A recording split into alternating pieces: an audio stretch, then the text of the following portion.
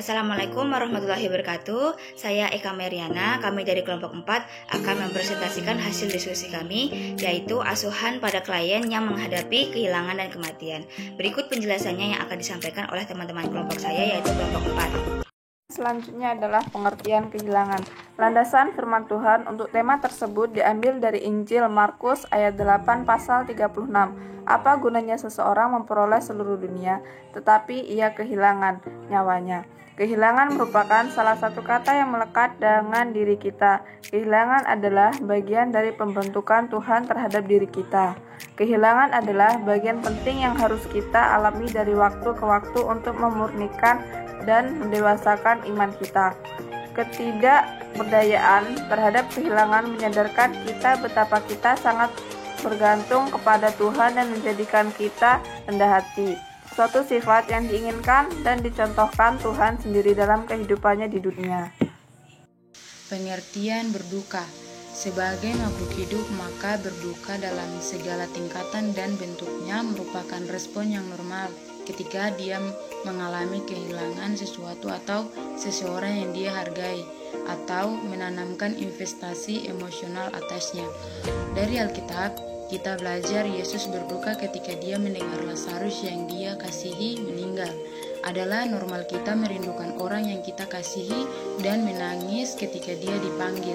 Ini menunjukkan sifat seperti Kristus yang berbelas kasihan, kasih, empati, dan perhatian kepada orang lain. Tindakan pada pasien yang menghadapi kehilangan. A. Tahap pengingkaran. 1. Memberikan kesempatan kepada pasien untuk mengungkapkan perasaannya dengan cara 1. Mendorong pasien untuk mengungkapkan perasaan kedukanya. 2. Meningkatkan kesabaran pasien secara bertahap tentang kenyataan dan kehilangan apabila sudah siap secara emosional. 2. Menunjukkan sikap menerima dengan ikhlas, kemudian mendorong pasien untuk berbagi rasa dengan cara A. Mendengarkan dengan penuh perhatian dan minat mengenai apa yang dikatakan oleh pasien tanpa menghukum atau menghakimi. B. Menjelaskan kepada pasien bahwa sikapnya dapat timbul pada siapapun yang mengalami kehilangan. Selanjutnya, 3. Memberikan jawaban yang jujur terhadap pertanyaan pasien tentang sakit, pengobatan, dan kematian dengan cara A. Menjawab pertanyaan pasien dengan bahasa yang mudah dimengerti, jelas, dan tidak berbelit-belit. B. Mengamati dengan cermat respon pasien selama berbicara. C. Meningkatkan kesadaran secara bertahap. B. Tahap marah. Mengizinkan dan mendorong pasien untuk mengungkapkan rasa marahnya secara verbal, tanpa melawannya kembali dengan kemarahan. Hal itu dapat dilakukan dengan cara 1. Menjelaskan kepada keluarga pasien bahwa sebenarnya kemarahan pasien tidak ditujukan kepada mereka. 2. Mengizinkan pasien untuk menangis. 3. Mendorong pasien untuk membicarakan rasa marahnya. 4. Membantu pasien dalam menguatkan sistem pendukungnya dan orang lain. Tawar-menawar. 1. Mendengarkan ungkapan yang dinyatakan pasiennya penuh perhatian. 2. Mendorong pasien untuk membicarakan masa takut bersalah. 3. Bila pasien selalu mengungkapkan kata kalau atau seandainya, beritahu pasien bahwa petugas kesehatan hanya dapat melakukan sesuatu yang nyata. 4. Membahas bersama pasien mengenai penyebab rasa bersalah atau rasa takutnya. D. Tahap depresi. 1. Membantu pasien mengidentifikasi rasa bersalah dan takut dengan cara A. Mengamati perilaku pasien dan bersama dengannya membahas perasaannya. B. Mencegah tindakan bunuh diri atau merusak diri sesuai dengan derajat risikonya. 2. Membantu pasien mengurangi rasa bersalah dengan cara A. Menghargai perasaan pasien. B. Membantu pasien menemukan dukungan yang positif dengan mengaitkannya terhadap kenyataan. C. Memberikan kesempatan pada pasien untuk menangis dan mengungkapkan perasaannya. D. Bersama pasien membahas pikiran yang selalu timbul. E. Tahap penerimaan. 1. Membantu keluarga mengunjungi pasien secara teratur. 2. Membantu keluarga berbagi rasa karena setiap anggota keluarga tidak berada pada tahap yang sama di saat yang bersamaan. 3. Membahas rencana setelah masa berkabung terlewati. 4. Memberikan informasi akurat tentang kebutuhan pasien dan keluarga.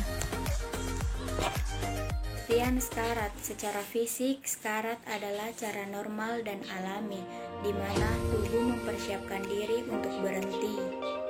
Pengertian kematian.